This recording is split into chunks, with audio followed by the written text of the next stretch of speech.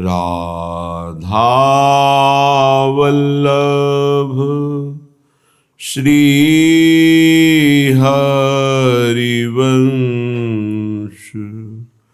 राधा वल्लभ श्री हरिवंश। वृंदावनेश्वरी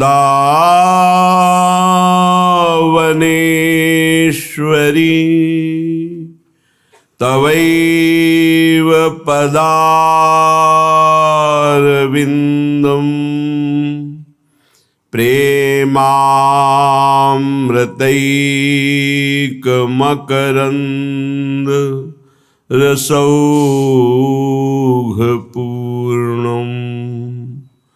हृद्यर्पितं मधुपतेः स्मरतापमुग्रम् निर्वापयत् परमशीतलमाश्रयामि। परमशीतलमाश्रयामि। गुणरूप भरी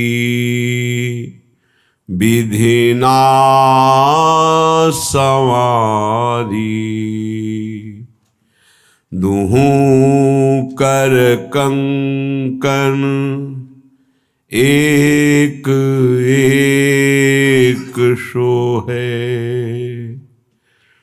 छूटे बार गरे पोती। द्विपति मुख की ज्योति। देखी देखी रीझे तो ही प्राणपति। नैन सलोनी मन मोहे। गुण रूप भरी विधिना संवारी।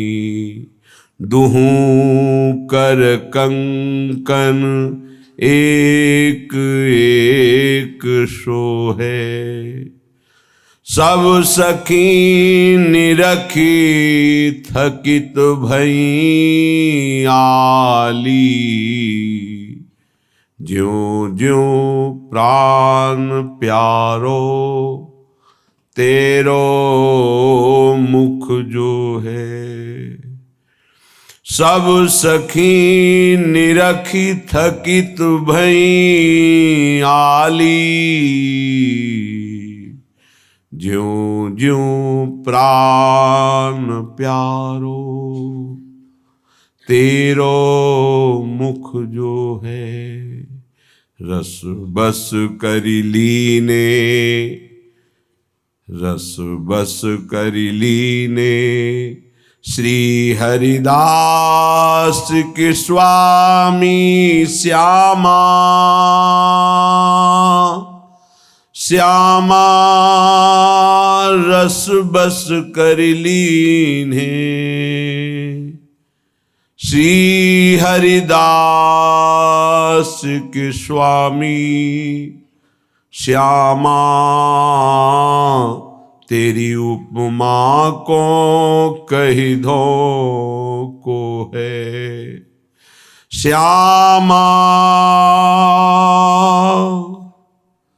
तेरी उपमा को है। उपासक अपनी इंद्रियां, मन, चित्त इन्हीं का सावधानी पूर्वक निरीक्षण करता रहे। बंधन न कभी हुआ है, न है, न होगा। ये भ्रम का बंधन हो गया है। ना बंधा होने पर भी स्वयं बंधे होने का भ्रम हो गया है। ये भ्रम भगवत कृपा से जब ज्ञान का प्रकाश होता है या प्रेम का प्रकाश होता है तभी छूटता है। जड़ चेतन ही ग्रंथि परि गई, यद्यपि मृषा छूटत कठिनई।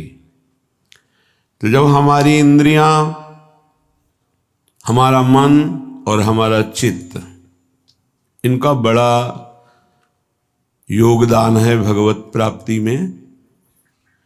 यदि हमारा मन सांसारिक भोगों का संकल्प विकल्प करना बंद कर दे और हमारे चित्त की एक एक वृत्ति भगवत चिंतन में लग जाए, तो इंद्रियां स्वाभाविक अंतर्मुख होकर, मन के अधीन होकर ये प्रभु में लग जाएं। जो शब्द स्पर्श रूप रस गंध की भोक्ता इंद्रियां हैं, इनका मुखिया मन है, इनका चिंतन कराने की प्रवृत्ति चित्त है, और विषय भोगों में सुख है ऐसी बुद्धि है, और मैं सुख भोग रहा हूं ऐसा अहम है, यही दुर्गति का कारण है। दुख क्लेश चिंता भय शोक बंधन यही है। जब इंद्रियां मन के अधीन हो गई, मन प्रभु के चरणारविंद के सुख में ही निमग्न रहने लगा, बुद्धि का निश्चय एकमात्र श्यामा श्याम के सिवा कोई हमारा नहीं है, हम किसी के नहीं हैं, अहम प्रिया प्रीतम के चरणों में समर्पित हो गया, तो जीवन मुक्त था, जीवन मुक्त है, जीवन मुक्त रहेगा, ऐसा अनुभव हो गया। जहां ये बंधन भ्रमात्मक हटा तो परमानंद की बाढ़ आ जाएगी।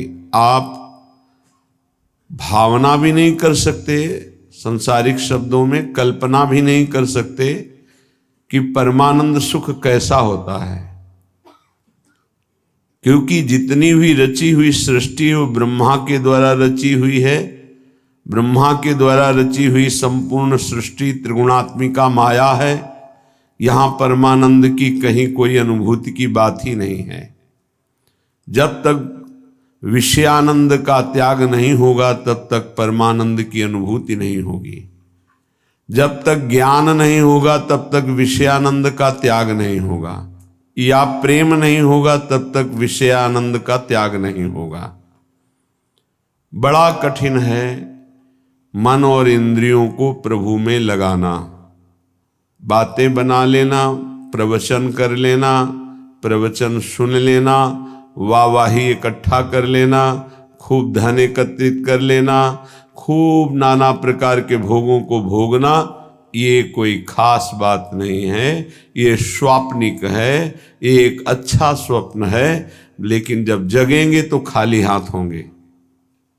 स्वप्न का कोई भी वैभव भोग सामग्री परिवार जागृत होने पर कुछ नहीं होता, कुछ नहीं, 100% झूठा।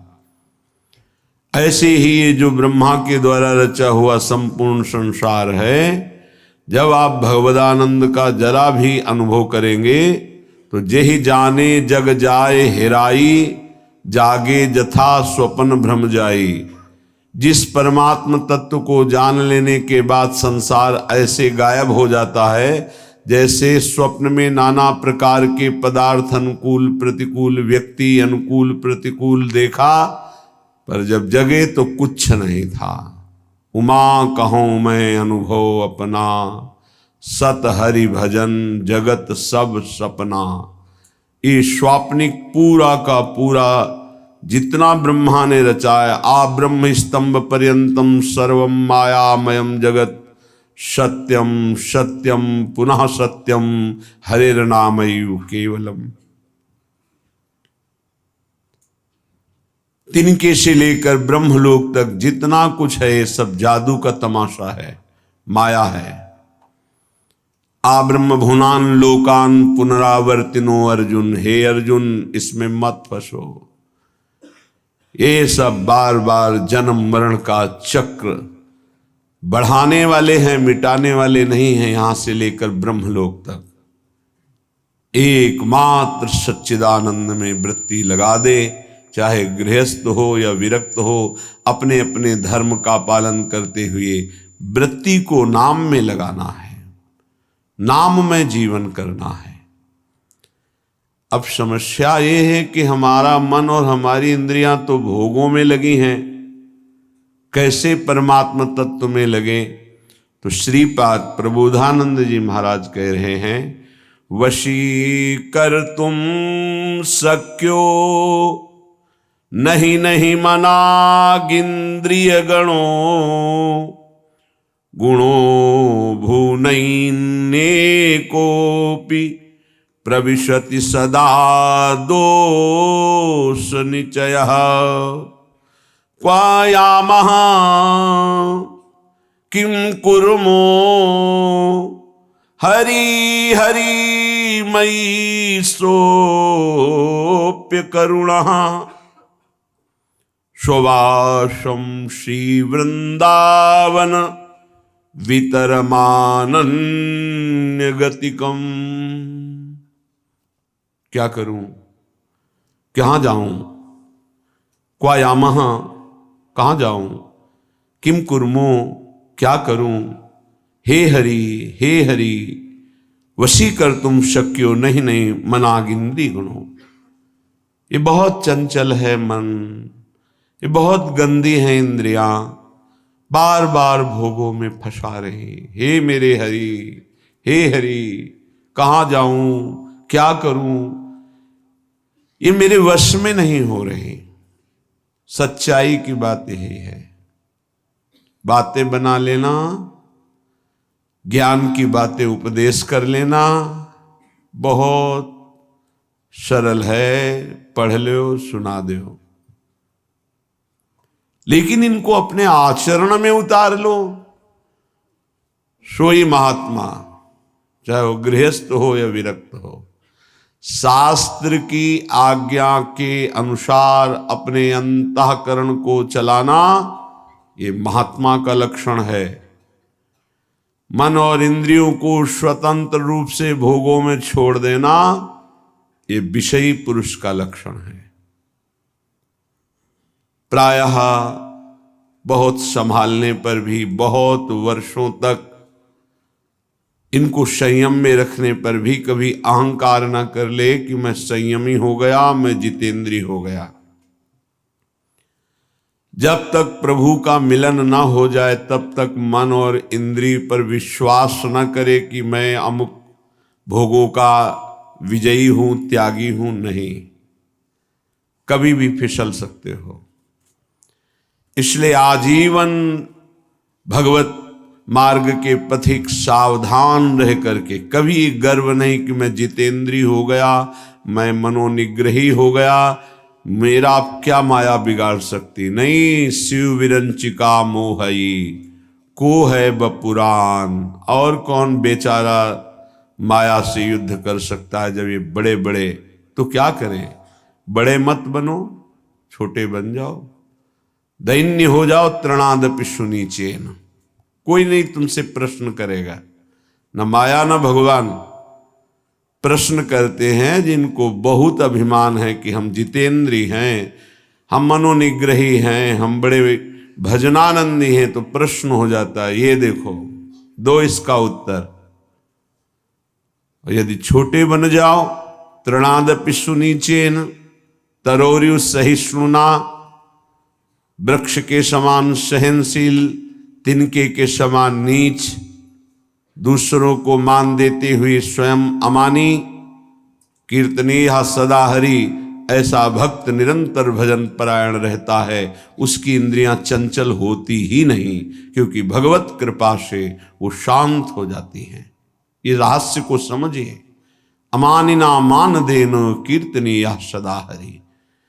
यदि आप अपने में थोड़ा भी सद्गुण का अभिमान करेंगे तो माया प्रश्न कर देगी। माया के प्रश्न का उत्तर देना केवल भगवान के कृपा पात्र की ही क्षमता है, दूसरे की नहीं। श्रीपाद कह रहे हैं कि हे हरि कहाँ जाऊं, क्या करूं, ये इंद्रिया ये मन मेरे वश में नहीं है, और बिना इनके वश में हुए भगवत प्राप्ति नहीं होती।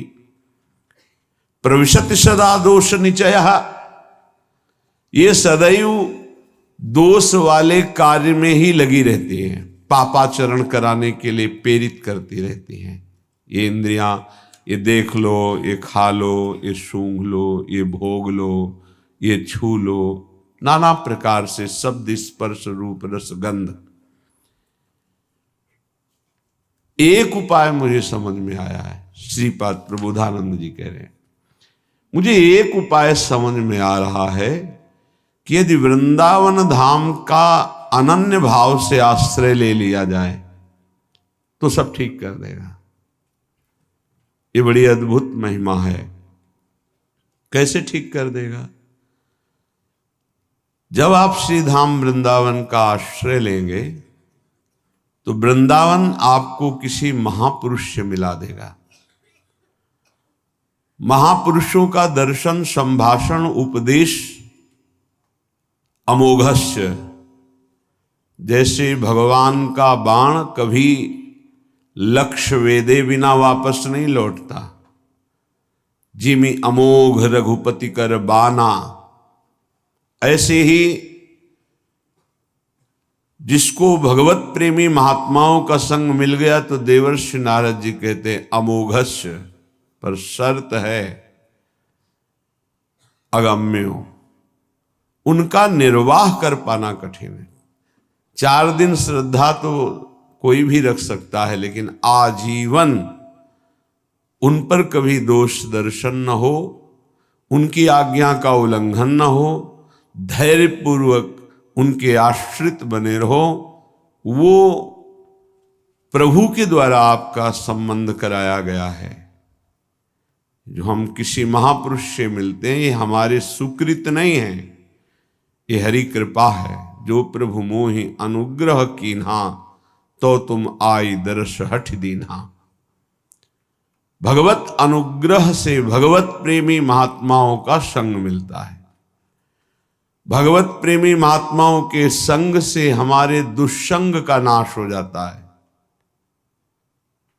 सर्वसंगोपहो हिमाम, जो संत संग है वो समस्त संगों से आपको अलग करके एकमात्र श्री भगवान में आसक्ति प्रदान कर देगा। इसीलिए श्रीपाद कह रहे हैं आप श्री धाम वृंदावन का अनन्य आश्रय ले लो। वास सब कोई नहीं कर पाएगा। यहां का वास करना, वही फल जो वास करने से मिलता है आश्रय से मिल जाएगा। आश्रय ले लो तो आपको पता नहीं कौन महापुरुष है। संत महापुरुषों की पहचान केवल भगवान जानते हैं, या उसी कोटि का महापुरुष हो तो जानते हैं, अन्यथा नहीं। तो श्रीधाम वृंदावन महापुरुषों की खेती है। जैसे गन्ने की खेती, एक से गन्ना, ऐसे ही खेती है। प्रेम खेत इसे कहा गया है। अद्भुत खेत महामनमथ को, महामनमथ महाप्रेम को कहते हैं। काम भी मन को मथता है, इसलिए उसे भी मनमथ कहा गया है। और प्रेम भी मन को मथ करके, निर्विकार करके प्रियालाल में कर देता है, इसलिए इसको भी मनमथ कहा गया है। प्रियालाल की लीला गायन में जहां मनमथ शब्द आवे, काम शब्द आवे, तो उसका अर्थ सीधा प्रेम होता है। और संसार के संबंधों में अगर प्रेम भी शब्द कहा जाता है तो काम ही है। देह भाव को लेकर जो भी राग होता है उसे चाहे प्रेम कहो, आसक्ति कहो, काम कहो, मोह कहो, वो है। विशुद्ध अनुराग प्रेम सार्थक होता है स्वरूप में, आत्म तत्व में, देह में नहीं। आत्माओं की परम आत्मा जिसे परमात्मा कहते हैं, ईश्वरों के परम ईश्वर जिन्हें कहते हैं, वो हमारे प्रभु नित्य बिहारी श्री लालजू महाराज हैं। उपासक को जब साधु संग मिले तो समझ ले हमारे इस संसार चक्र का अंतिम जन्म है। इसीलिए भगवान ने कृपा करके हमें साधु समागम दिया है। अध्यात्म का प्रभाव तभी पड़ता है जब ना अर्थ लिया जाए और ना अर्थ दिया जाए। अर्थ लेने की भावना से अध्यात्म का उपदेश देने पर रंग नहीं चढ़ेगा, और अर्थ दे करके अब अध्यात्म सुनने से अर्थ की प्रधानता होने के कारण, रजोगुणी वृत्ति होने के कारण, दैन्यता ना होने के कारण वो उपदेश को ग्रहण नहीं कर पाएगा। जिसके हृदय में केवल भगवत प्राप्ति लक्ष्य है, केवल भगवदानंद लक्ष्य है, उसी लक्ष्य को रख करके चर्चा की जाए। और केवल भगवत कृपा है इसलिए मुझे साधु संग मिला, सुनने को मिला, ये भाव रखा जाए तो कथन और श्रवण से निश्चित भगवत प्राप्ति का मार्ग प्रकाशित हो जाएगा। जब तक भगवदानंद के सिवा और कोई आकांक्षा अंदर रखी जाती है तो उसे कपट कहते हैं। यदि कपट रख करके अध्यात्म की चर्चा की जाए तो उसका कोई प्रभाव न कथन करने वाले पे पड़ता है, न श्रवण करने वाले पे पड़ता है। चौथी भगति मम गुणगन करई कपट तजी गान। ये जो भगवत चर्चा है, स्वांता सुखाय तुलसी रघुनाथ गाथा, ये आत्म सुख के लिए गान की जा रही है। मान प्रतिष्ठा यश कीर्ति रुपया पैसा भोग सामग्री प्रणाम नमस्कार वाहवाही, ये सब इसका लक्ष्य नहीं है। अगर ये लक्ष्य है तो प्रभाव नहीं पड़ेगा, न कथन से न श्रवण से। यदि भगवद आनंद लक्ष्य है तो श्रवण सुनत प्रापक रति राधा पद अम्बुज सुकुमार। सुनने मात्र से प्रियालाल के चरणों की प्रीति हृदय में प्रकाशित हो जाएगी। गावत श्रवणन सुनत सुखाकर विश्व दुरित दवनी। गायन करने से, श्रवण करने मात्र से संपूर्ण विश्व के पाप नष्ट हो जाएंगे। कोई भी कहीं भी हो, यदि वो कान में भगवत चर्चा सुन ले तो श्रवण द्वार जाकर हृदय के संपूर्ण मलिनताओं का, पापों का ये शब्द नाश कर देंगे। क्योंकि निष्काम निर्विकार चिदानंद भाव की प्राप्ति के लिए लक्ष्य करके जब चर्चा होती है तो उसमें अद्भुत सामर्थ्य होती है। इसीलिए श्रीपाद कह रहे हैं आप वृंदावन आ जाओ, एक दिन के लिए आ जाओ, इस रज में बैठकर चर्चा सुनो, तुम्हारे हृदय में निश्चित कोई न कोई शब्द अपना अधिकार कर लेगा। और एक शब्द पकड़ लिए पूरे सत्संग में तो आपके जीवन का परिवर्तन हो जाएगा पक्का। श्रीपाद कह रहे जाति प्राण धनानियांतु सुयसो राशि परीक्षीयताम् सद्धर्मा विलयम प्रयान्तु सततम सर्वैश्चर्निर्भर्त्स्यताम् आधिव्याधि सतेन जीर्यतु वपुर्लुप्तो प्रतिकारतः श्री वृंदा विपिनम तथापि न मनाक् त्यक्तुम ममास्तां मतिः। न तुम्हारी जाति काम में आएगी, न तुम्हारे प्राण किसी काम के रहेंगे, न तुम्हारा धन तुम्हारे साथ जाएगा, न तुम्हारा परिवार, सब यही छूट जाएगा। देखो जो पंचभूत हैं वो सबके एक ही हैं, पंचभूतों से बना हुआ है शरीर जैसे हमारा, वैसे ही आपका। इसमें कोई घटा बढ़ी नहीं है कि 80% हमारा, 75% आपका, 100% उनका, ऐसा नहीं। 100% पंचभूतों से जैसे ये बना है ऐसे आपका बना है, और 100% जैसे हमारा भगवान का अंश स्वरूप है आत्मा, वैसे ही आप सबके, किंचन मात्र कोई अंतर किसी से नहीं। ये जो विविध प्रकार के धर्म, लोक धर्मों की व्यवस्था की गई है, वो भगवत प्राप्ति के लिए की गई है। एक दूसरे पर घृणा, नफरत, लड़ाई झगड़ा, ऊंच नीच, इसके लिए नहीं की गई। एक लोक धर्म है। पर जब आप भागवत धर्म में स्थित होने की बात सोचेंगे तो तेज लोक धर्मान, श्री भगवान ने ही संपूर्ण सृष्टि की रचना की ब्रह्मा जी के रूप में। उन्होंने सारी व्यवस्था की युग धर्म के अनुसार।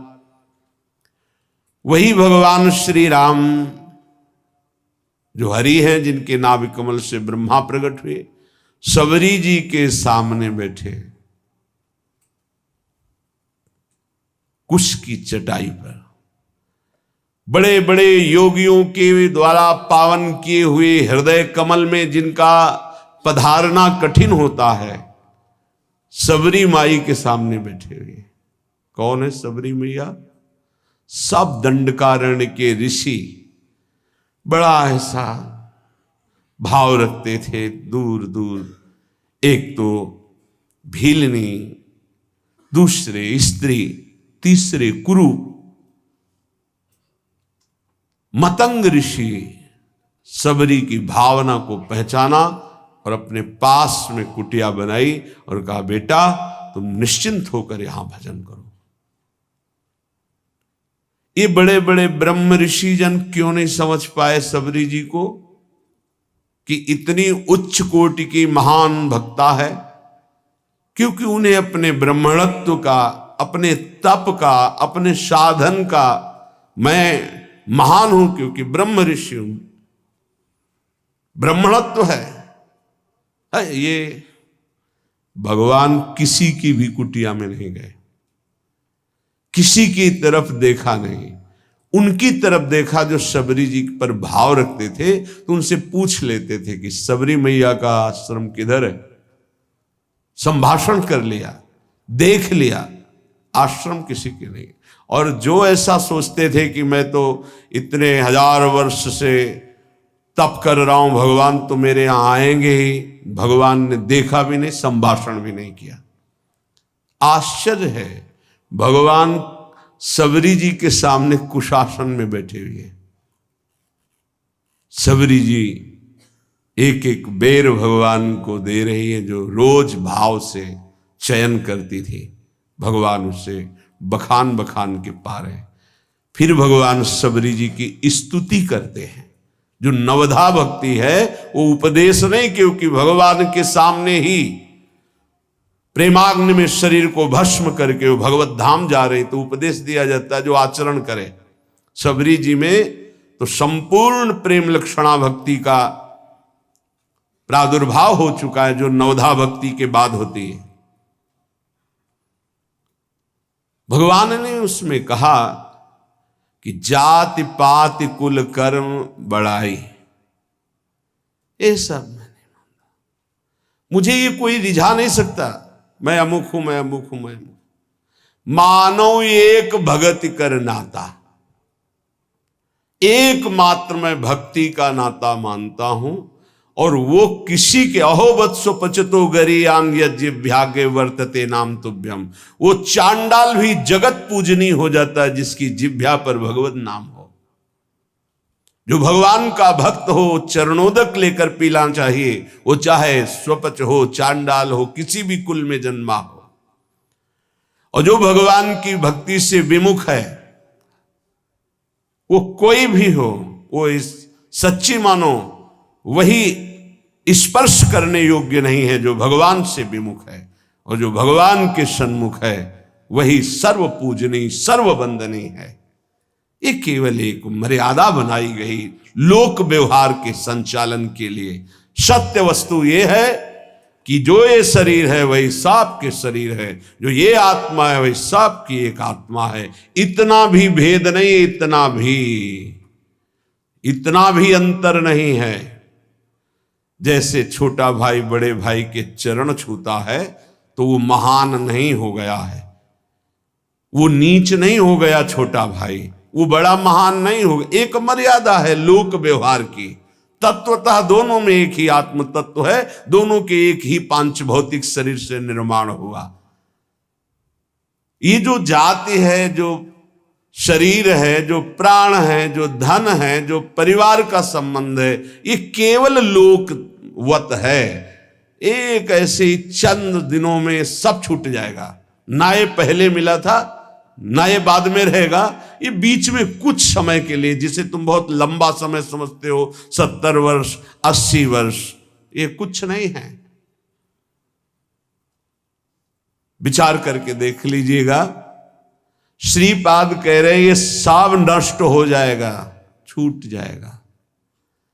जिसलिए आए हो खास बात उसको तुम भूल गए हो। तुम परम धर्म की प्राप्ति के लिए आए हो। सावई पुंसो परो धर्मो ये तो भक्ति अधोक्षजे। भगवान श्री कृष्णचंद्र के चरणारविंद की प्रेम लक्षणा भक्ति नहीं मिली तो जीवन का कोई लाभ आपने प्राप्त नहीं किया। यदि आपको भगवत नाम जप, भगवत लीला गुणानुवाद, भगवत धाम आश्रयवास, भगवत प्रेमी महात्माओं का संग मिल गया तो अब आपके कल्याण में, परम पद की प्राप्ति में कोई संशय नहीं है। हां, थोड़ा धैर्य धारण कीजिए। यदि आपका कोई निरंतर तिरस्कार करे तो भी भजन को छोड़ना मत और भजन को खर्चा मत होने देना। श्रीपाद कह रहे हैं प्रयांतु सततम सर्वैश्च निर्भरताम। तुम्हारी निंदा करे, तुम्हारा अपमान करे, नाराज मत होना, नहीं तुम्हारा भजन खर्चा हो जाएगा। सह जाना तो तुम्हारे रहे हुए पाप नष्ट हो जाएंगे, भजन सुरक्षित, भगवत प्राप्ति। ये युक्ति है अपने भजन को बचाने की, भजन को बढ़ाने की, भजन को पचाने की। बहुत जरूरी है ये सहनशीलता। और कह रहे मेरे शरीर को सैकड़ों व्याधियां रोग आ जाएं तो भी निश्चिंत रहना, चिंता मत करना। ना भजन छूटने पावे और ना भजन का प्रयोग करना तो निश्चित इसी जन्म में भगवत प्राप्ति हो जाएगी। होता क्या है, 2-4 माला जपा, जहां समस्याएं आई तो भजन भी छूटा और संकल्प भी बना दिया कि प्रभु जो कुछ भी भजन साधन हुआ ये हमारी कामना पूर्ण हो जाए। अगर उसके समान भजन है तो हो जाएगी, नहीं है तो फिर नहीं होगी, तो आस्तिकता भी आपकी नष्ट हो जाएगी। ये परमार्थ है, इसको अंदर से समझने की चेष्टा करो। बाहरी व्यवहार नहीं है, ये अध्यात्म है। लेश मात्र भी भजन छूटने की इच्छा ना रह जाए। ये कैसे होता है? जब भजन से बढ़कर कोई सुखद वस्तु लगती है, व्यक्ति लगता है, परिस्थिति लगती है तो भजन छूट जाता है। ये आप बहुत धैर्यपूर्वक पकड़िए। भजन से बढ़कर जब कुछ लगेगा तभी छूटेगा भजन, नहीं छूटेगा। रक्षति संसार भयात् सदोष मप्य शेष देह भृद वृंदम वृंदावनमिति तेन प्रथितं तन्नोमि काननम किमपि। यहां का एक प्रभाव है कि चाहे जितना पापी नीच दोष युक्त पुरुष हो, जहां वृंदावन का आश्रय और करुणा से कहीं उसको कुछ दिन वास करने की रुचि हुई तो प्राणी समूह के समस्त पाप और दोषों का नाश करके अनिर्वचनीय भाव अंदर भर देना, ये धाम की कृपा। सत्य सत्य सत्य, अनिर्वचनीय भाव हृदय में भर देना, ये धाम की कृपा। कैसे? वाणी की सामर्थ्य नहीं कि श्रीधाम वृंदावन की कृपा की बात बता सके। अपार असीम करुणा वरुणालय तन्नौमि काननम किमपि, मैं नमस्कार करता हूं कि जिन इंद्रियों को वश में करना, मन को वश में करना बड़ा कठिन है, ये पापाचरण ही कराती रहती हैं। ऐसा पापी पुरुष, दोष युक्त पुरुष कहीं किशोरी जी की कृपा से श्रीधाम आने जाने लगा, सत्संग सुनने लगा, बिहारी जी राधा रमण राधा वल्लभ लाल इनके दर्शन करने लगा, धाम की कृपा से ऐसा अनिर्वचनीय भाव जाएगा कि परिवर्तन हो जाएगा, वो दोष रहित हो जाएगा। बड़ा आश्चर्य होता है, 30-30 वर्ष से व्यसन कर रहे हैं, मदिरा पीना, मांस खाना, व्यभिचार करना और आदि आदि, और वृंदावन से शब्द गया, मिले बाद में पहले निर्विकार हो गए। ये चमत्कार कैसा श्रीधाम वृंदावन का कि भूमि में बोला गया शब्द गया और उसका परिवर्तन कर दिया, और जिसका शरीर वृंदावन आया, यहां की रज लगी, उसमें अनिर्वचनीय भाव आ जाए तो कौन से आश्चर्य की बात है। जब किसी में भगवत कृपा से भक्ति का प्राकट्य होता है और भक्ति अपना स्वरूप दृढ़ करती है, तो उसमें ये 20 लक्षण जागृत हो जाते हैं। पूज्यपाद महामहिम सिउड़िया बाबा जी महाराज, उसमें 20 लक्षण जागृत हो जाते हैं। पहला,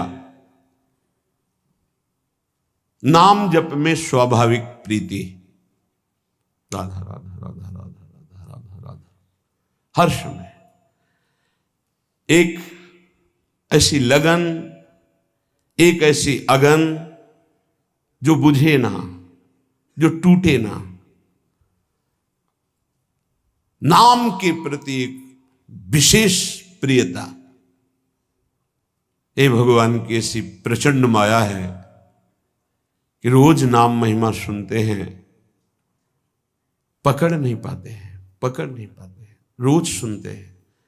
कैसे बड़ा विचित्र खेल है। हम सब सुनते हैं, हम सबको पता है यहां से नाम रूपी धन लेके जाएंगे और कुछ नहीं। उसकी तरफ से कितने हम उदासीन हैं। जो हमारे साथ नहीं जाएगा उसमें कितनी लगन है, जो हमारे साथ जाएगा उसमें कितने हम उदासीन हैं। उदासीन, कोई पीड़ा नहीं, नाम के बिना हमारा समय नष्ट हो रहा है। आप सोचो, कोई व्यापारी अगर वो 100 रुपये का घाटा हो जाए तो बर्दाश्त नहीं करता, क्योंकि वो और 100 रुपये प्लस मुनाफा ही चाहेगा। आप नाम के व्यापारी मानवदेह प्राप्त करके नाम का व्यापार करने के लिए आए हैं, आपका नाम छूट गया, आप घाटा बर्दाश्त कर लिए, इसका मतलब नाम के प्रति महत्व तो नहीं है आपका। बहुत विचित्र माया। जब नाम महिमा सुनो तो लगता है आज से केवल नाम ही जप करेंगे। थोड़ी देर के बाद एक ऐसी हवा चली कि भूल गए कि हमने कुछ सोचा भी था नाम के प्रति। लाखों बार नाम की महिमा सुनने पर भी नाम में रति नहीं होती। लेकिन जिसमें भक्ति का प्रादुर्भाव हो गया तो पहला लक्षण है वो नाम में रति कर लेता है। ये भगवान की माया नाम में रति नहीं होने देगी, पक्का। ये भगवान की भक्ति ही नाम में रति होने देती है। लाख समझाओ, नाम में रति नहीं हो सकती। और सब कुछ करने का मन करेगा, नाम सुमिरन का ये निश्चित निश्चित निश्चित भगवत प्राप्ति। अगर आपकी नाम की माला चल रही श्वासों में, बस निहाल हो जाओगे। कुछ पकड़ो या ना पकड़ो, निहाल हो जाओगे। मान लो हमारी बात। अच्छा, शरीर से कार्य करो, उसके लिए तो नहीं कह रहे कि आप पद्मासन लगा कर बैठो, सिद्धासन लगा कर बैठो। शरीर से कार्यरत रहो। मन में नाम चलता है सिद्धों का, साधकों का मन में नाम नहीं चलता। 2-4 बार चलेगा फिर भाग जाएगा मन विषयों में, आप भूल जाएंगे। ये खूब अनुभव की बात कह रहे हैं, इसमें किसी का तर्क काम नहीं करेगा।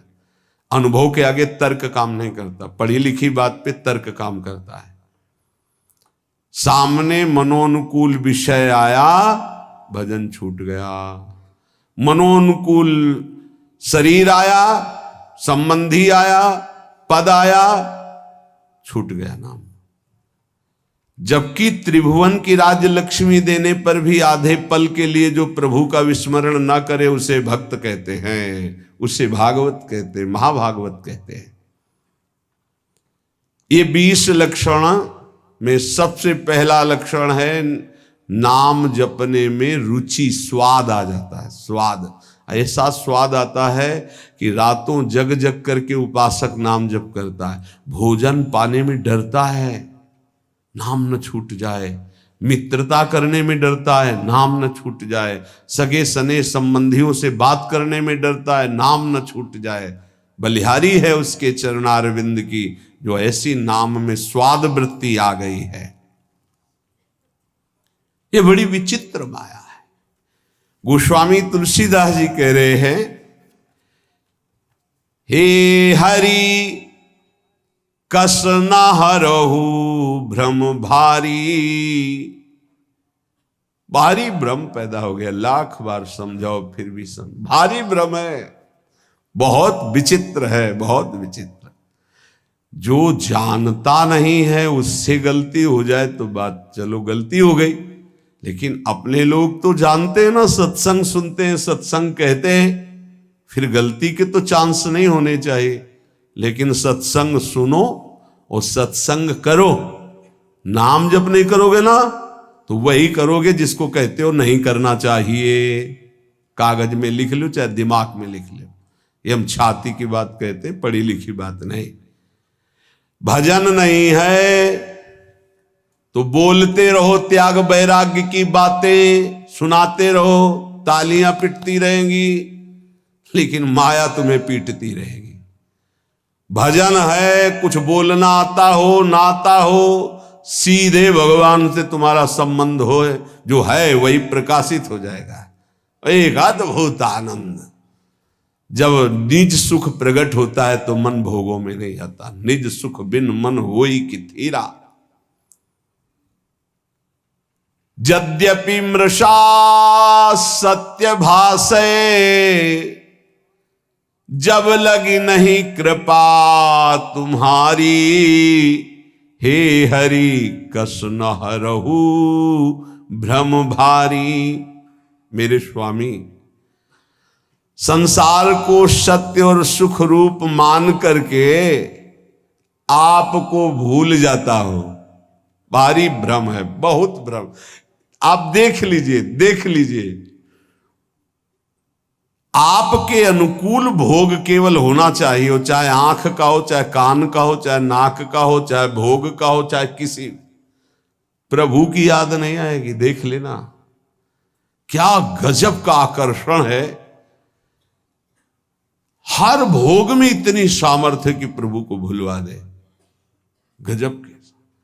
तो धन्य है वो भक्त जो ऐसी परिस्थिति में राधा राधा राधा राधा।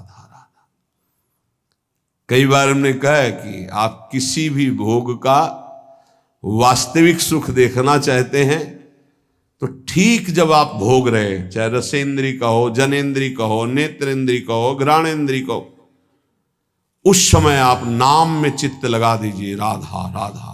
फिर सुख मिले तो हमको बता देना।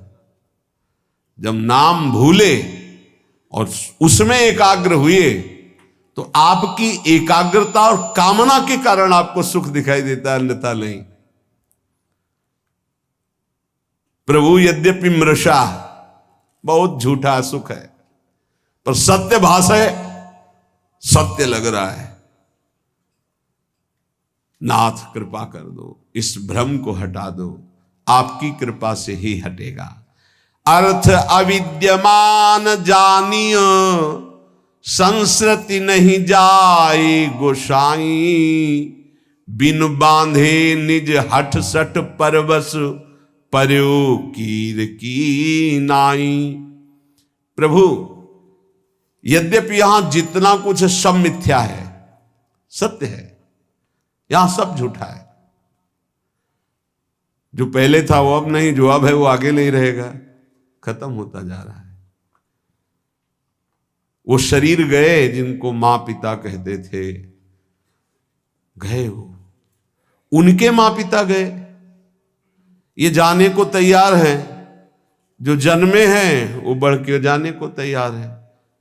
होश में यहां कोई टिक नहीं रहा है, सब जा रहे हैं, क्रम से जा रहे हैं, समय से जा रहे हैं अपने अपने। लेकिन यहां जो लेने आए हो, कमाने आए हो, जिसे देव दुर्लभ कहा गया है, उससे क्यों उदासीन हो, उसको क्यों नहीं पकड़ रहे? पर हरि, यद्यपि यह सब झूठा है, पर आपकी माया का इतना आकर्षण है कि सत्य भास रहा है। देखो, बैंक में 1 लाख रुपया जमा है, उसका 5 रुपया भी खर्चा नहीं करना है। अगर 5 रुपया मिल जाते तो 1,05,000 रुपया हो गए, 10 और हो गए 1,15,000। वो जोड़ते अब 2 लाख हो गए, अब 3 लाख हो गए। मरते समय उन्हें 3 लाख का चिंतन हुआ, सांप बन करके उसी घर में बैठे। कितना नाम जप किया, ये खास बात है। पर प्रभु, ये बड़ा भ्रम है, बड़ा भ्रम। छोटे मोटे की बात नहीं करते, जिनको ज्ञान है उनकी बात कर रहे हैं, और तो सब उसी में फंसे। अर्थ कौन सा सुख देता है? संख्या का। ये पकड़ी गई है बात। गिनने का बड़ा सुख होता है, एक बार गिन के फिर दोबारा गिनो तो बड़ा मीठा लगेगा। उनको संख्या का बड़ा आकर्षण है, हर विषय का आकर्षण है। चिंतन, भैया खास बात हमारी पकड़ लो। जगत में जो कुछ तुम्हें सत्य भास रहा है, सुख दे रहा है, उसका कारण तुम्हारा चिंतन है। भगवान ने स्पष्ट कहा, ध्याये तो विषयान पुंसान संगास्ते सुपजायते संगात संजायते कामा।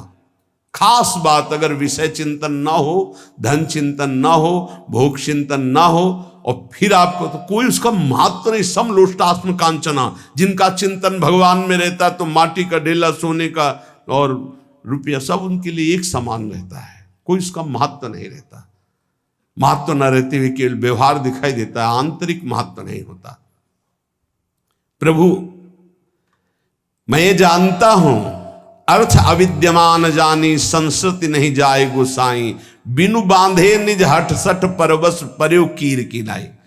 मैं ये जानता हूं कि मेरा शरीर भी छूटेगा, धन भी छूट जाएगा। मैं जानता हूं कि पुत्र आदि परिवार के मेरे नहीं है। नहीं, परिचय बताओ, ये 20 साल पहले कहां थे? अगर आपका बहुत घनिष्ठ प्रेम है कि मेरा इकलौता लाडला पुत्र है, तो ये 20 साल पहले कहां था, आप बताओ। इसके बाद ये जो कहां जाएगा, आप बताओ। कितने दिन रुकेगा, आप बताओ। कुछ नहीं, बेमतलब। जैसे स्टेशन में कोई आके मिल जाए और बैठ जाए, हाथ मिलाए, चाय पिए, तो हम उससे अपनापन कर ले। उसकी गाड़ी आई, चले गए, रोना शुरू कर दे। बोले क्यों? बोले वो हमारा दोस्त था, चला गया। ऐसे जानबूझ के हम फंस रहे हैं। प्रभु, जैसे जो तोता है वो जानबूझ करके बंद जाता है, कई बार बताया। प्रभु, ऐसे जानबूझ करके हम फंस गए। अब ऐसी और भगवान बीच बीच में सब आसक्तियों को हटाने के लिए विरोध करवाते रहते हैं। कटु वचन, प्रतिकूल व्यवहार, पुत्र से, पत्नी से, पति से, सबसे समझ समझ, कोई तेरा नहीं। वो चाहे जितना पिटे, वो चाहेगा उन्हीं को। तब लगता है यार, कैसी विचित्र माया है।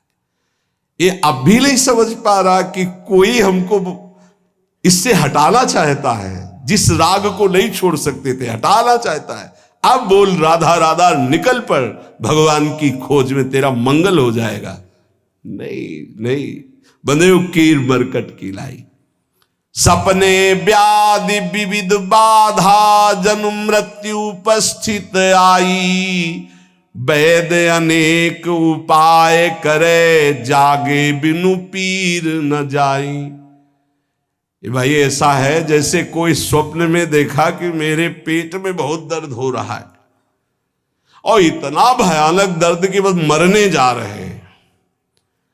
अब वो चिल्ला रहा है स्वप्न में, पेट दर्द कर रहा है, दवाई दो, और आवाज बाहर निकल रही है।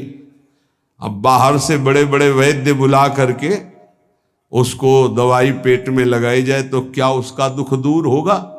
विचार करके बताना। बोले नहीं, वैद्य अनेक उपाय करे, जागे बिनु पीर। उसको दवाई की जरूरत नहीं। बोले जरूरत क्या? उसे जगा देने की जरूरत। अब ना पेट में दर्द है, ना मृत्यु जैसा कष्ट है, कुछ नहीं। थोड़ी देर स्वप्न का नशा रहता है जागने के बाद भी, अच्छा या बुरा का। ऐसे ही ब्रह्मबोध होने के बाद भी, तभी कहा गया ब्रह्मबोध होने के बाद भी बिल्कुल वैसे ही जैसे साधन पद्धति में रहे वैसे रहना, क्योंकि स्वाप्निक संसार का प्रभाव काफी देर रहता है। जब ब्रह्मबोध स्थिति लंबे समय तक, तब वो स्थिति, जैसे आप जग गए, लगा स्वप्न है लेकिन उसका प्रभाव रहेगा।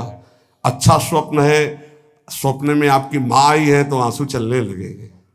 बुरा स्वप्न है तो भय लगेगा। हम तो ये कह रहे गोस्वामी जी महाराज कि स्वप्न में देखा इतना बड़ा व्याधि पैदा हो गई कि मृत्यु जनित कष्ट हो रहा है, वैद्य बुला के दवा करवा, उसको कोई फायदा मिलेगा? बोले नहीं। फायदा कैसे मिलेगा? बोले जगा दे बस। न रोग है न कोई पीड़ा है, पीड़ा पूरी महसूस होती। ऐसे ही श्रुति गुरु साधु समृति सम्मत यह दृश्य असत दुखकारी, तेहि बिनु तजे भजे बिनु रघुपति विपति सकै को टारी। ऐसे ही ये जो तुम जागृत में देख रहे हो मायाकृत स्वप्न है, मोह निशा सब सोवनिहारा, देखे स्वपन अनेक प्रकारा। तो बोले वो वैद्य कौन है? बोले वेद है, शास्त्र है, पुराण है और प्रवचन है। ये सब उस दुख मिटाने की औषधि है, पर सबसे पहले उसे जगाओ, उसको जगाओ। तो जगने का मतलब क्या होगा? बोले दृश्य असत दुखकारी, तेहि बिनु तजे वैराग्य, भजे बिनु रघुपति अनुराग, विपति सकै को टारी। संसार से वैराग्य और प्रभु से अनुराग हुए बिना ये भारी दुख परंपरा, पुनरपि जननम पुनरपि मरणम पुनरपि जननी जठरे शयनम, ये मिटने वाली नहीं। बहु पाए संसार तरन कहां, विमल गिरा श्रुति गावे, तुलसीदास मैं मोर गए बिनु, जीव सुख कबहू न पावे। मैं और मोर तोर तय माया, जब तक मैं मोर तय तोर नहीं जाएगा तब तक कभी सुख की अनुभूति नहीं होगी। ये ऐसा भ्रम फैल गया मैं मोर तय तोर का कि नाम में रति ही नहीं होती। तो पहला लक्षण उपाय है, संसार के जितने भोग हैं सब असत हैं। ये जादू के द्वारा रचे हुए हैं। जादू के द्वारा जब सामान रची जाती है तो होती नहीं है, केवल दिखाई देती है। आप छुओगे तो आपको दिखाई देगी, लेकिन आप उसका भोग नहीं कर सकते। उसमें है ही नहीं कुछ, वो केवल रचना तुम्हारे नेत्रों को मंत्र शक्ति से बांध करके संकल्प के द्वारा की गई। तो ये संकल्प के द्वारा रचना हुई भाई पूरी सृष्टि की। एको हम बहुश्यामा। यहां केवल परमात्म तत्व और वो दिखाई नहीं दे रहा, हमें भोग तत्व दिखाई दे रहा है। रसेंद्री का, नाना प्रकार की इंद्रियों का भोग, ये बहुत बड़ा स्वप्न है, बड़ा दीर्घ स्वप्न है। इसको जगाने के लिए संत महात्मा गुरुदेव ये कृपा प्रसाद कर रहे हैं। और जब जग जाओगे तब तुम्हें कोई रोक नहीं पाएगा भगवत प्राप्ति के लिए, क्योंकि पता चल जाएगा झूठा है, कौन सा भोग सत्य है। आप देखो ना कैसी आसक्ति है, 100 बार 1000 बार उसी भोग को भोग लो फिर भी मन कहता नहीं सुख तो वही है, राधा राधा राधा। ये तो कल्याण के लिए है, सुख वहां है। ये स्वाप्निक जो सत्य भाव स्वाप्निक बैठ गया है, ये सत्य बैठ गया है कि पाठ कर लो, नाम जप कर लो, इससे तो कल्याण होगा, लेकिन आनंद जो आएगा वो टीवी में आएगा, गेम खेलने में आएगा, वो इंद्रियों के भोगों में आएगा। ये तो कल्याण के लिए है। और ये पता लिए कि आनंद है तो भगवान में, और दुख है तो दुखालयम शाश्वतम संस, बड़ा विचित्र माया का जाल बिछा हुआ है। जिसने उन्हें बिछाया है वही तुम्हें निकालने के लिए कृपा भी कर रहे, सत्संग मिल रहा है। पहला है नाम जप, बैठा लो। भक्ति का पहला लक्षण है अव्याव्रत भजनात्, अखंड भजन, निरंतर भजन। भजन नहीं है तो भक्ति की पहली सीढ़ी ही नहीं तुम्हारे, तो फिर महल पर कैसे पहुंच जाओगे। पहला लक्षण राधा राधा राधा राधा, खूब नाम जप। दूसरा लक्षण, उस भक्त की जिह्वा से कभी भी किसी की निंदा नहीं निकल सकती। इनको अपने जीवन में स्वाध्याय के रूप में रखकर आचरण में उतारना चाहिए। कभी भूल कर किसी की निंदा मत करो, नहीं आपका भजन करने का भाव नष्ट हो जाएगा और भजन नष्ट हो जाएगा। तीसरा, चाहे जितनी अच्छी वस्तु आ जाए, चाहे जितना बड़ा मित्र आ जाए या कोई भी सांसारिक पद प्रतिष्ठा, कभी हर्षित मत होना। हर्षित हो गए तो भगवान का भजन छूट जाएगा। हर्ष मत करना। ये हर्ष द्वंद्व के अंदर आता है, हर्ष और शोक। बढ़िया कोई गाड़ी आई, कोई सामग्री आई, कोई हर्षित हो गए तो अगला लिखा है फिर आपको शोकित होना पड़े। हर्ष और शोक दोनों भजन को छीन लेते हैं, भजन नहीं होने देते। भगवान की माया के द्वारा प्रेरित होकर के जब आप नाम जप करेंगे, किसी की निंदा नहीं करेंगे, तो आपके सामने ऐसे पदार्थ, वस्तु, व्यक्ति, ऐसे पद आएंगे कि आपको हर्षित कर दे। हर्षित मत होना। प्रसन्न होना, आनंदित होना ये प्रभु से होता है, माया के द्वारा हर्ष होता है। हर्ष शोक भय नहीं मन माही, अस सज्जन मम उर्वस कैसे, लोभी हृदय बसे धनु जैसे। भगवान कहते मेरे भक्त के अंदर हर्ष नहीं होता। हर्ष शोक भय नहीं मन माही। तीसरा ये, भगवान की माया के द्वारा कुछ भी आपके पास भेजा जाए, आप हर्षित नहीं होइएगा। ये ध्यान रखिएगा, ये माया रचित वस्तु से हमें आनंदित नहीं होना। यदि नहीं हुए तो तुम शोकित नहीं होगे जब कोई नष्ट होगा, और जब हर्ष शोक नहीं होगा तो नाम चलेगा। जैसे एकांतिक में कई बार प्रश्न करते हैं कि हमारा पुत्र मर गया, भगवान पर श्रद्धा नहीं रही, हमारा तो भजन ही चौपट हो गया, अब हमारी श्रद्धा नहीं रह गई, वो हमारा सब काम चौपट हो गया। जब से भजन शुरू किया सब बाधाएं खड़ी हो गई, हमारी श्रद्धा नहीं रही। क्यों? पाप नष्ट हो रहे। भजन शुरू किया, माया ने विघ्न रूप प्रारब्ध को सामने खड़ा कर दिया। अगर चुपचाप सह गए, शोक आ गया है, नाम चल रहा है, चिंता मत करो, शोक आनंद में बदल जाएगा। हर्ष आया है, हर्षित मत हो, नाम जप करो, यही निरंतर आनंद में बदल जाएगा। हर्षित हुए तो शोकित होना पड़ेगा, शोकित हुए तो सब निराशा छा जाएगी, न प्रभु में आशा रह जाएगी न भजन में। चौथा, यदि कभी तुम्हारे सामने ऐसी परिस्थिति है किसी की कि वो बड़े दुख में है और तुम उसका दुख दूर करने में शरीर से, धन से, वस्तु से सक्षम हो, तो तुम्हें कभी उसकी उपेक्षा नहीं करनी चाहिए। ये बात जरूर ध्यान रखें, इससे बहुत लाभ होता है। किसी के दुख को देख करके उपेक्षा न करें। यदि अपने को अवसर मिला है तो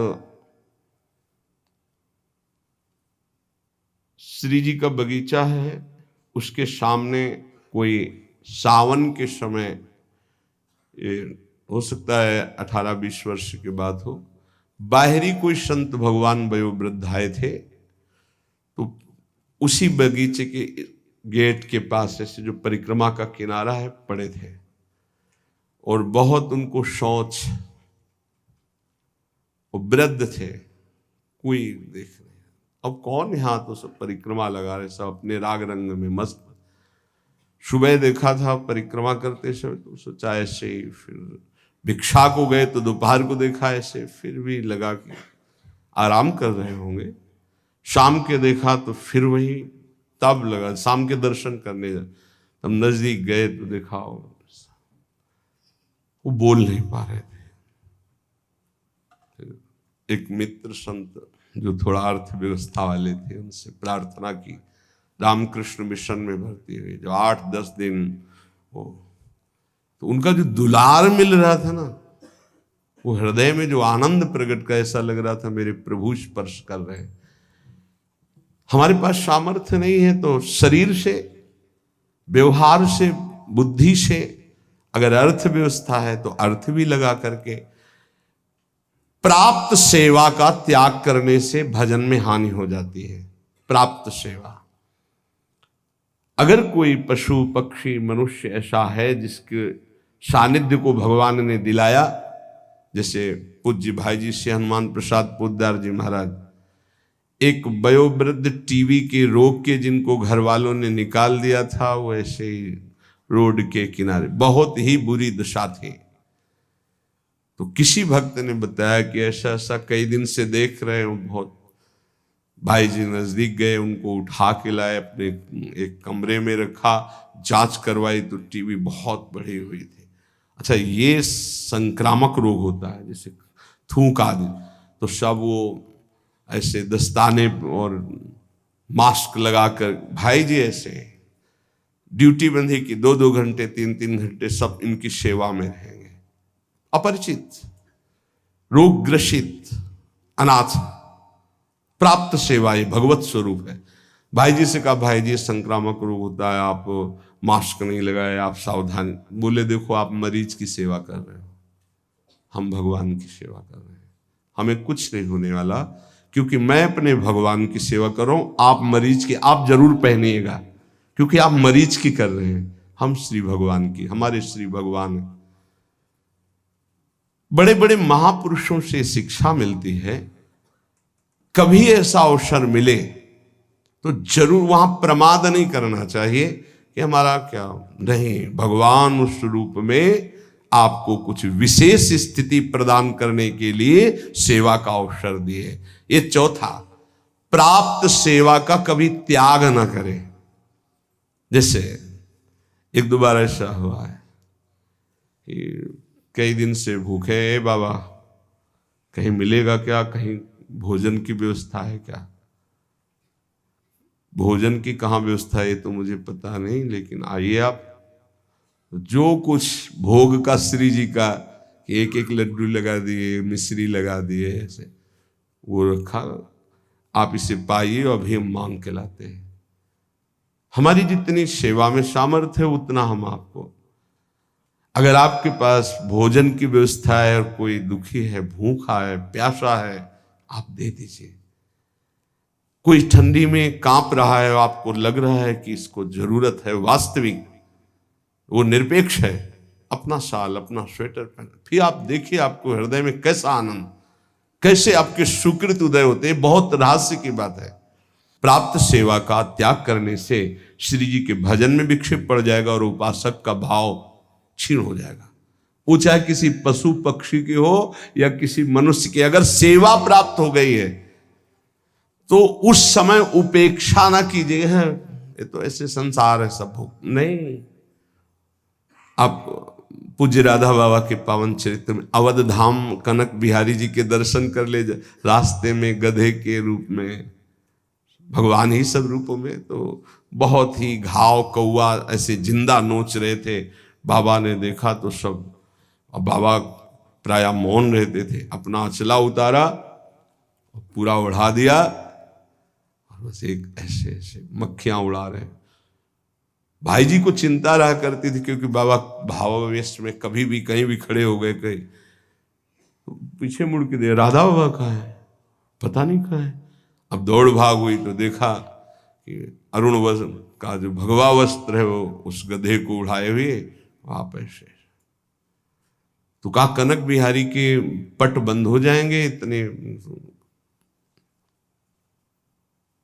जब तक ये परम धाम नहीं जाएगा तब तक हम कनक बिहारी के दर्शन नहीं करेंगे। अभी जब इतने बड़े महापुरुष का वस्त्र ऊपर पड़ गया और हाथ लग गया तब भोग कौन सा रह जाएगा।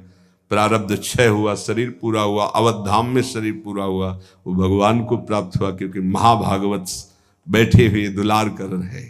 ये पशु पक्षी कोई भी, प्राय महान भागवतों में दृश्य देखा गया। पांचवा, भारी दुख उपस्थित होने पर भी किसी से सहयोग ना मांगे। भक्त हमें नहीं मांगना, हमें प्रभु की तरफ देखना। अगर उनकी तरफ से कोई भेजा हुआ है तो मानते हैं कि निमित्त बनाकर प्रभु ने इसको भेजा है, हमारी कोई पर्सनल मांग नहीं, पर्सनल संबंध नहीं। तभी आप भगवत भाव को जान पाएंगे कि कितनी कृपा हम पर है। अपना भारी से भारी समस्या में केवल संबंध प्रभु से रहना चाहिए, किसी अन्य के प्रति हमारा भाव ना जाए। ये अध्यात्म है, इसे ठीक से समझ लीजिए। भारी से भारी दुख उपस्थिति होने पर भी हम किसी से सहयोग ना मांगे, अन्य किसी से। हम उसको जितना निवृत्त कर सकते हैं जो व्यवस्था दी प्रभु ने, नहीं तो हम प्रभु की तरफ देखते हैं।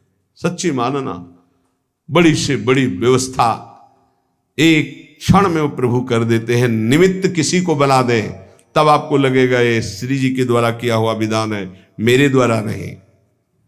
छठा, तुम्हारे पास जो भी वस्तु है, जो भी पद है, जो भी संपत्ति है, वो केवल श्री भगवान के द्वारा दी हुई है, वो श्री भगवान की है, ऐसा भक्त प्रतिपल मानता है। नाथ सकल संपदा तुम्हारी, मैं सेवक समेत सुत नारी। साधन वैराग्य मार्ग में जो तपस्या है, जो भजन है, जो ज्ञान है, जो वैराग्य है, जो प्रेम है, जो भी, वो प्रभु के द्वारा प्रदत्त है। इसलिए कभी उसका अभिमान न करे, न बाहरी पद प्रतिष्ठा संपत्ति का, न आंतरिक तप समाधि आदि तक का। सातवां, कोई भी प्राणी कितना भी तुम्हारे प्रति, वही जो अभी वृंदावन महिमामृत में सुना, कितना भी अपमान करे, निंदा करे, अपराध करे, चुप रहना, सहन कर जाना, कुछ मत बोलना। उसकी तो तुम्हारी क्षमा ही जाकर के बुद्धि ठीक कर देगी। दंड से ज्यादा क्षमा में बल होता है, ध्यान रखना। भगवान शिव कह रहे हैं, अपने कर्म जाए अपकारी, उमा क्षमा साप होते भारी। यदि आपने क्षमा कर दिया तो आपका आनंद बढ़ेगा, और वो क्षमा उसके लिए साप से भी अधिक दंड जाकर के देगी। हमें ऐसी भी भावना नहीं करनी, हमें हृदय से क्षमा करना है। पर वो अपकार करने वाला अपने आप जलेगा, अपने आप नष्ट होगा, आपको क्षमा ही करना। जैसे किसी की सोच है कि अगर उसे क्षमा कर दिया तो बढ़ता चला जाएगा। नहीं, ये क्षमा ही अस्त्र है, उसको जाकर के परास्त करेगी, उसके हृदय को, उसकी बुद्धि को ऐसी जगह गिराएगी, उठ नहीं पाएगा। उमा क्षमा साप होते भारी, साप से भी, दंड से भी ज्यादा उसका वो क्षमा हिसाब कर देगी। आपकी तरफ से क्षमा होना चाहिए। ये संत, ये भक्त, ये वैष्णव जनों का बल होता है, क्षमा एक बल है। आठवां, अपने गृह कार्य करते हुए या अपने साधन कार्य करते हुए बुद्धि को चंचल ना होने दे, अपने साधन पे रखे, अर्थात नाम जप चलना चाहिए। कार्य करते हुए, अपने साधन कार्य को करते हुए बुद्धि को चंचल ना होने दे, उसे अपने लक्ष्य में रखिए, अपने आराध्य देव में रखिए, श्यामा श्याम में रखिए। नवा, मृदु भाषण कीजिए, कभी कठोर भाषण, उद्दंडता पूर्वक ऐसे शब्द न निकल जाए कि किसी के हृदय में चोट पहुंच जाए, किसी का हृदय दुखी हो जाए। ऐसा नहीं बोलते। बहुत संभाल के भक्त को बोलना चाहिए। आपकी वाणी नाम जप करती है, इसलिए कोई ऐसे शब्द ना निकले। बहुत भूल हो जाती, कभी कभी ऐसे शब्द निकल जाते हैं जिनको फिर बाद में बड़ा पश्चाताप होता है। यद्यपि हितकर भावना से ही निकलते हैं, पर वो नहीं निकलने चाहिए, क्योंकि भजन करते हो सत्य हो जाएगा उसके ऊपर। मान लो धाम वास करते हो, भजन करते हो, आपने शासन के लिए ही बोल दिया कि भोगोगे दुर्गति हो जाएगी, मान लो, नहीं बोलना है। तो भाई ऐसे चलने से ऐसा होता है, ऐसे चलने से ऐसा होता, बस भोगोगे दुर्गति हो जाएगी, समझ नहीं पा रहे हो आप, सीधे उसको दंड विधान दे रहे हो, ऐसी गलती हो जाती है। आप जितना भजन करते हैं वो भजन कोई साधारण नहीं। आप जो राधा राधा बोलते हैं, मधुर भाषी रहिए, किसी को ऐसा न निकल जाए कि उसको दंड भोगना पड़े, तो आपका भजन क्षीण हो जाएगा। प्रार्थना करते हैं कि आपके पास अगर भजन है तो कभी किसी को दंड विधान मत सोचना, नहीं लागू हो जाएगा, वो आपका भजन क्षीण हो जाएगा। इसमें पक्का, आज नहीं तो कल पक्का लागू हो जाएगा, क्योंकि भजन है। भजन नहीं तो ऐसे फालतू कहने वालों का नहीं लगता, लेकिन भजन है तो लागू हो जाएगा, पक्का लागू हो जाएगा। बहुत डरना चाहिए भजन करने वालों से, कहीं हमसे त्रुटि हो जाए कुछ ऐसा। संतों के वचन मंगल के लिए होते, भगवत प्राप्ति के लिए होते, ब्रह्म प्राप्ति के लिए होते। कहीं हमारे द्वारा कुछ ऐसे शब्द ना निकल जाए जो किसी को कष्ट प्रदान करने वाले हो। बहुत संभल के, चूंकि भजन करते हो, पक्का लागू हो जाएगा। यदि नाम जप कर रहे हो पक्का लागू हो जाएगा, पर आपका भजन क्षीण हो जाएगा। जैसा आप संकल्प करेंगे वैसे ही आपकी दशा होगी, ध्यान रखना। यदि हम संकल्प करते हैं दूसरों का मंगल हो तो हमारा मंगल हो जाएगा, हम दूसरों का मंगल में तो हमारा मंगल हो जाएगा, पक्का हो जाएगा। 10वां, गंदी भाषा का प्रयोग, अश्लील भाषा, ये नाम जापक की जिह्वा से नहीं होना चाहिए। गाली गलौज, ये सब गंदी बातें, ये सब नहीं। हंसी मजाक में गंदी बातें, ये सब नाम जापक की जिह्वा पे नहीं होनी चाहिए।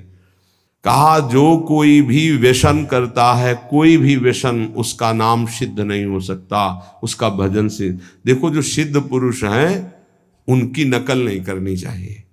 जो भगवत प्राप्त हैं, जिनका भजन निरंतर चलता है, उनकी नकल नहीं करनी चाहिए, उनका आचरण अनुसरण नहीं करना। वो जो उपदेश से उनका आचरण मिले, ऐसा शास्त्र आज्ञा करते। कोई भी व्यसन साधक अगर करेगा, अश्लील संभाषण बोलेगा, तो नाम कैसे सिद्ध हो पाएगा। 10वां यही कि अश्लील शब्द ना बोले, कोई व्यसन न करे। 11वां, किसी की चुगली न करे। ये प्राय चतुर साधकों में नहीं होता है। रामाई भजन्ते चतुर नर, जो विवेकहीन है उनके द्वारा ये गलती ज्यादा हो जाती। चुगली, ये बहुत जल्दी सुकृत नष्ट हो जाते हैं। सुना, वो ये उनके लिए ये कह रहे थे, ऐसा ही है क्या, और वो ऐसा है, वो ये प्रपंच साधकों में नहीं होना चाहिए। किसी की वार्ता नहीं करनी, करनी तो श्यामा श्याम की। 12वां, किसी भी तरह की संसारिक चर्चाओं का कोई स्थान नहीं होना चाहिए। संसारिक चर्चा, समाचार पत्र पढ़े, समाचार सुने या किसी की बात, वो व्यर्थ का कोई भी भाषण उपासक के जिह्वा में नहीं होना चाहिए। भाई अगर आपको नेता बनना है, राजपदों पर राष्ट्र सेवा करनी, तो जरूर समाचार सुनिए। कौन सी पार्टी कितनी प्रबल हो रही है आप देखिएगा, कौन सी क्या व्यवस्था हो रही है, कौन सा आंदोलन चल रहा है, किसकी क्या मांग है, ये तो आप देख लीजिएगा, क्योंकि आपको नेता बनना है, आपको राष्ट्र सेवा। और यदि आपको भगवान की प्राप्ति करनी है तो समाचार पत्र, समाचार आदि यदि सुनोगे तो 24 घंटे की खुराक मन इकट्ठा कर लेगा, और वो उसी तरह के चिंतन में आपको फंसा देगा। और जो चिंतन होता बोले बिना रह नहीं जाता। पुण्यात्मा का, महात्मा का लक्षण है, कितना नाम जमा किया, बोला राधा, अब इसकी कौन सी कीमत है। ये महत्व का समझ में आएगा, वो महत्व समझ में आएगा। इसीलिए यह कह रहे, ये व्यर्थ के संभाषण सुनना, व्यर्थ की भाषण की वृत्ति रखना। समाचार पत्र दुनिया में क्या हो रहा है, भगवान की प्राप्ति में सबसे ज्यादा बाधक ये है, ध्यान रखना। फिर चित्त वृत्ति वहीं लगती है। और आजकल भगवान की माया के द्वारा कृपा हुई है कि मोबाइल सबके पास है, सर्च करो संसार को देखो। बचो भाई, अगर भक्ति का रंग बिल्कुल अपनी भक्ति फीकी लगने लगेगी। जब इन बातों को सुनोगे, इन बातों को देखोगे, तो आपको अपनी भक्ति फीकी लगने लगेगी। हाँ, लगने लगेगा। माया बहुत प्रचंड है, तभी तो बड़े बड़े त्राहिमाम बोलते इस माया के आगे। ऐसे ऐसे महान भागवत हुए, ऐसे रोटी मांगी 2 टुकड़े मिले, ऐसे चबाया, 5 रात दिन भजन कर रहे हैं। क्या मिला उनको? अनंत कोटि ब्रह्मांडों का ईश्वर उसके अधीन हो गया। अब आप थोड़ा सा विचार करो, भारत में कितना रुपया होगा? ऐसे कितने बड़े बड़े देश हैं जो इससे भी ज्यादा समृद्ध और धनशाली, अमेरिका, सब जगह कितना रुपया, सोना चांदी जो उखड़ आया है बाहर, कितना दबा है, कितना ऐसा विश्व में है। और ये जितना सब कुछ है धनाध्यक्ष कुबेर के कोने के बराबर नहीं है। और धनाध्यक्ष कुबेर के पास जितना, वो लक्ष्मी जी के एक चरण चिन्ह में विराजमान है। और लक्ष्मी जी भगवान नारायण के चरणों को सहलाती रहती है। भगवान अर्ध निमीलित नेत्रों में उनकी तरफ देखते भी नहीं। अब आप विचार करो, ऐसे भगवान की आप आराधना कर रहे हो, आपको संसारिक रुपया, पैसा, महत्व जाग जाए तो हानि नहीं हो गई? जैसे वमन को देख करके घृणा पैदा होती है, ऐसी बातों को सुन करके घृणा पैदा होना चाहिए, लेकिन संसारिक महत्व जागृत हो जाएगा। उपासक को चाहिए कि ये सब बातें कभी ना सुने, बड़ा प्रभाव होता है। कुल्ल जी, अल्लाह जी का चरित्र सुना? उसमें जो छोटे भाई थे जन्म से वैरागी हुए, लेकिन जब जवान थे एक जंगल में पड़े हुए थे, विश्राम कर रहे थे, तो वहीं आकर के राजकुमार की पूरी सवारी, अब वहां बहुत सी नृत्यांगनाओं, सब राज सुख पड़े पड़े देखते रहे। उनके मन में आया कि बचपन से भगवान का भजन कर रहे हैं यार, सुखी जीवन तो यही है। समय समय पर सब सेवाएं, अप्सराएं नाच रही, विविध प्रकार के। मन में छा गई वासना कि यार सुख तो राजकुमार को ही है। इस जन्म में राजकुमार से ही मित्रता हुई, साथ ही उनको दूसरा जन्म लेना पड़ा, और वैसे ही भोग सामग्री, वैसे ही।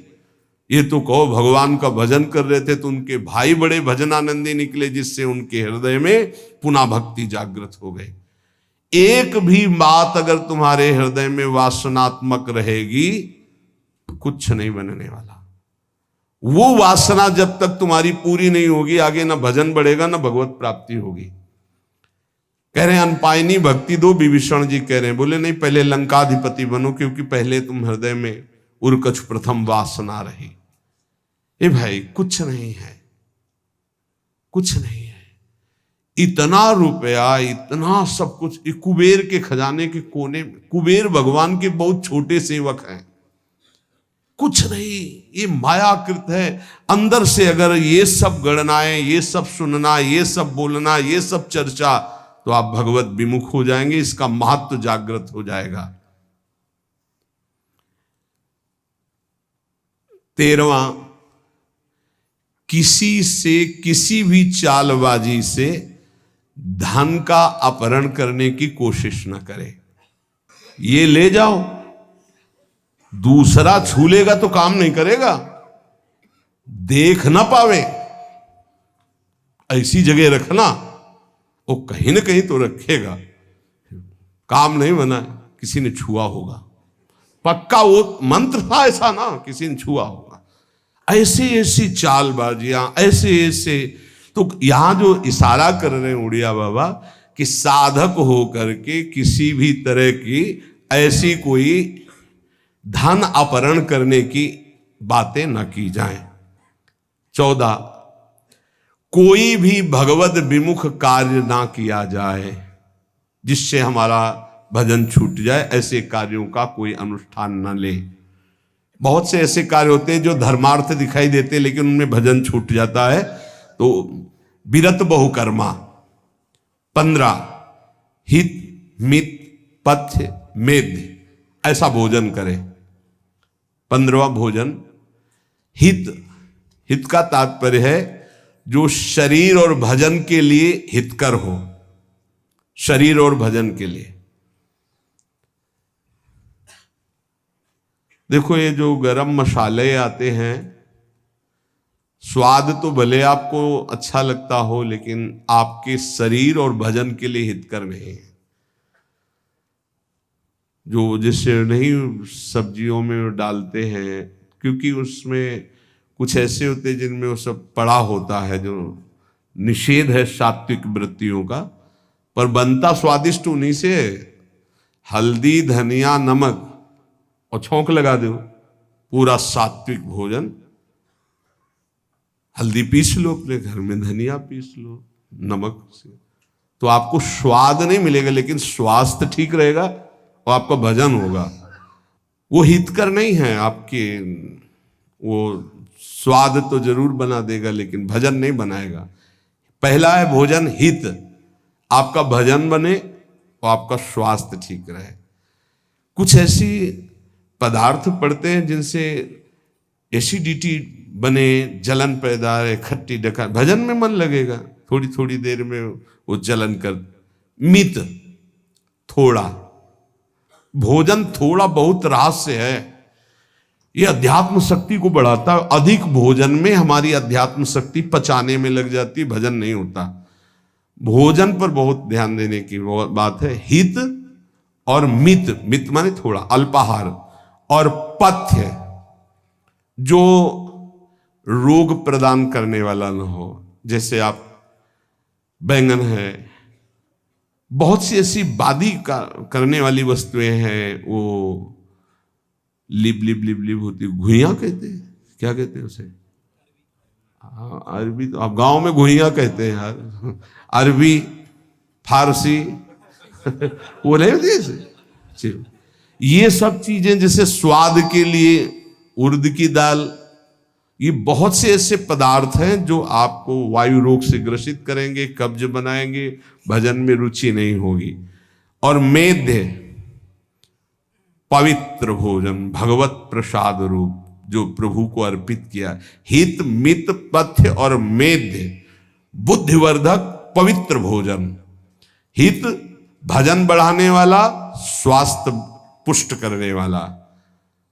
देखो हर चीज सात्विक थोड़ा अधिक होने पर राजसिक हो जाती है और पूरा अधिक होने पर तामसिक हो जाती है।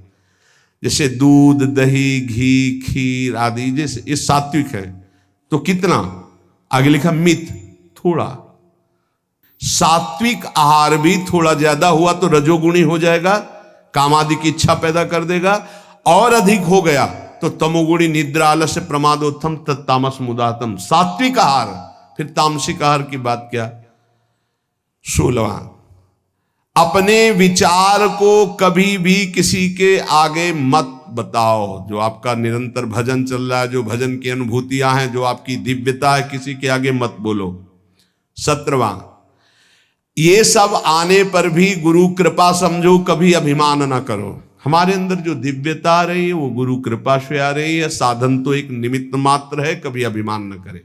18वां, सदैव चाहे वो कल वैष्णव हुआ हो, ये नहीं देखना कि हम तो 25 वर्ष से वैष्णव, 50 वर्ष से, अगर कल वो दीक्षा ली है, वैष्णव चिन्ह धारण किए हैं, तो हाथ जोड़कर उसको प्रणाम कर। ये शालिग्राम भगवान आज विराजमान किए गए हो या 1000 वर्ष से पूजित आ रहे हो, उसमें कोई अंतर है क्या? तो आज वैष्णव बना है, चाहे 1000 वर्ष से वैष्णव पद्धति चली है, तो हमको नमस्कार उस वैष्णव भेष को, वैष्णव चिन्ह को करना है। एक बार मधुकर शाह की यही परीक्षा लेने के लिए नगर वालों ने उपहास किया। एक गधा को नाम का दुपट्टा उड़ाया जिसमें नाम लिखा हुआ था, और तुलसी की मोटी माला डाली और 12 तिलक लगाए, और जब वो ठाकुर जी की सेवा करके निकले तो बाहर ही, तो वो लोग खड़े थे देखने के लिए कि अब क्या करेंगे, ये वैष्णव जनों को प्रणाम करते। तो साष्टांग दंडवत किया, परिक्रमा की, तो लोग उपहास करने लगे। तो उनका अहोभाग्य मेरी भक्ति का चमत्कार कि मेरे राज्य का गधा भी वैष्णव है, और साष्टांग दंडवत कर। उनको क्या पता चले कि किस कोटि के महापुरुष मधुकर शाह जी। तो उपासक को चाहिए कि छोटे से भी छोटे वैष्णव भगवान को वैसे ही आदर करे जैसे बड़े महापुरुषों। हमारी दृष्टि वैष्णव पर, किसी वैष्णव पर दृष्टि गई तो ऐसे होना चाहिए। सब देखो पूज्य महाजन जैसा करते, गुरुदेव भगवान के सामने ही सब हमारे गुरु भाई बैठते हैं, शिष्यजन सरकार पंचांग प्रणाम करते हैं। क्या है, किसको प्रणाम? जो मंत्र है, हाँ वो मंत्र आचार्य के द्वारा मिला हो वही इनके, ये समान भाव से पूज्य हो गए, ऐसे भाव से पूजन। पूज्य श्री चंद्रशेखर बाबा की एक घटना उनके शिष्य बता रहे थे कि एक दिन बाबा के चरण पादुका में छू गए शिष्य की, तो बाबा बैठ करके पादुका को, अरे बाबा मार दिया ये तो हमारी पादुका। बोले नहीं, इसमें वैष्णव चरण पढ़ते हैं, वैष्णव चरण पादुका है।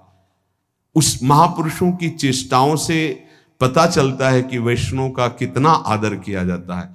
तो चाहे कल वैष्णव हुआ हो, वो वैष्णव चिन्हों से चिन्हित है, तो उसका आदर, उसका सम्मान मानो प्रभु को प्रसन्न करना है। 19वां, अपना भागवतिक गुण छुपा करके दैन्य भाव दिखावे। सब कलाओं में प्रवीण महान विद्वान होते हुए भी दूसरे की सरल भाषा से कही हुई बात सुने चुपचाप, अपने को कि हमें सब आता है, विद्वान है, अपने गुणों को प्रकाशित न करे, अपने गुणों को छुपाकर दैन्य रहे। आखिरी में जब भगवत प्रेरणा होती तब वो बोलते हैं, जैसे जड़ भरत जी, जब रहुगण को अधिकारी पाया तो उपदेश दे दिया, नहीं तो सब उनको पागल ही समझते थे। 20वां, यदि भगवत प्राप्ति करनी है तो बाहरी कोई ऐसा श्रृंगार न करें जो रजोगुणी कामवर्धक होता है। अब अगर साधक हो के उपदेशक होकर भगवत मार्ग का उपदेश देने के लिए यदि गाल चमकाना पड़े किसी पदार्थ से, अरे भाई ब्रह्मचर्य रहो, खूब नाम जप करो तो अपने आप चमकने लगेगा। शरीर स्वस्थ हो और ब्रह्मचर्य रहे और नाम जप करे तो अपने आप मुख प्रसन्न तन तेज विराजा। आजकल किसी किसी के बहुत चमकते हैं, वो लगा करके चिकनाहट लगा करके, तो तुम खुद ही रजोगुणी लगाए हो तो कैसे उपदेश काम करेगा? श्रृंगारिक बनावटी शरीर की महिमा तुम्हारे अंदर बैठी है तो तुम सच्चिदानंद की जागृति कर दोगे उपदेश से या सुन करके? नहीं, बिल्कुल नहीं। रज लगाओ, द्वादश तिलक लगाओ, कंठी धारण करो, नाम जप करो, भगवद आश्रित रहो, ये सब ठीक नहीं है। बाहरी श्रृंगार करना, अब जैसे कि हम गोपी हैं या हम सखी हैं तो भाव बनाने से गोपी सखी हो जाएगा क्या? एक एक बाल उखड़वा लिया यहां का, ऐसे कि हम सखी श्री कृष्ण से मोहित हो जाएंगे? अरे कोटि मनमथ मनमथा, वो भाव से मोहित होते हैं। देखो हमारे गोपी भावापन्न महापुरुषों के चरित्र पढ़ के देखो। कौपीन, एक मारकीन, टाट बिछा हुआ, श्री कृष्ण के संग रास में खेल रहे, बाहर से ऐसे उदासीन। ये बाहरी श्रृंगार, ये स्नू पाउडर, ये दुनिया की लाली लिपस्टिक लगा के श्री कृष्ण को नहीं रिझाया जाता। ये सखी और गोपी, इनसे नहीं बना जाता।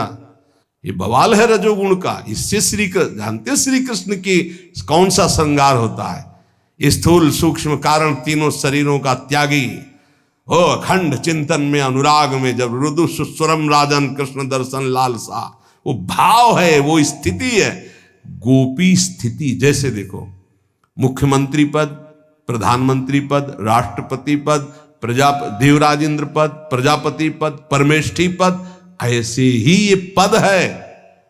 शांत पद, दास्य जो भाव पद, वो सखा भाव पद, ये वात्सल्य भाव पद, ये गोपी भाव पद, ये सहचरी भाव पद। सहचरी पद पावे, पद पावे आता है ना, पद माने ये सबसे बड़ा, परम पद से भी बड़ा पद है। इसको यहां घसीट लाए दे भाव में। यही तो दुर्दशा हो जाती है उपासक की, देह भाव में और गोपी भाव। अरे जहां शिव को भी भाव देह धारण करनी पड़ी। आप क्या समझते हो, वहां शिव जी ने जटाओं के ऊपर चुनरी डाल ली? सच्चिदानंद तत्काल तन्मय हुए गोपी भाव में और गोपी बनकर अंदर गए। अब वो तो दिखाने के लिए बाहर से हमारे आप भाव के लिए चुनरी उड़ा दी गई कि ऐसे शिव जी गए थे। सच्चिदानंद शिव हैं, तत्काल भाव किया और उसी भाव देह को प्राप्त होकर तब प्रवेश पाया स्वामिनी जी की कृपा से। इसलिए कह रहे कि ये भक्त को बाहरी बनावटी बचो। दो ही पद्धतियां हैं बैरागी की, या तो पूरा मुड़वा ले या पूरा ऐसे। बीच वाला तो हमने आज तक कभी नहीं देखा किसी भी संप्रदाय में। ये गृहस्थी में, प्रवचन में, उसमें हो सकता है, लेकिन विरक्त में नहीं हो सकता। विरक्ति की दो ही पद्धतियां हैं, या तो भद्र और या तो फिर उसे सधवई भाषा में कहते हैं झंडे या मुंडे। झंडे कहते हैं पूरा इसे रखवा लेना, मुंडे माने मुंडन करवा लेना। ये श्रृंगार भागवती श्री जी के चरण चिन्ह का निर्माण, रज लगी चरण रज और उनका प्रसादी चंदन, द्वादश तिलक, कंठी, है अपना श्रृंगार। ये सांसारिक श्रृंगार किसके लिए भैया? किसको रिझाना है? प्रिया प्रीतम को रिझाना है। ऐसे रज लो, ऐसे लगाओ पूरे में, राधा राधा राधा राधा राधा। यदि भगवत प्राप्ति करनी भाई, और कुछ प्राप्ति करनी हो तो फिर क्षमा कीजिएगा, ये सत्संग केवल भगवत प्राप्ति के लिए। 20वां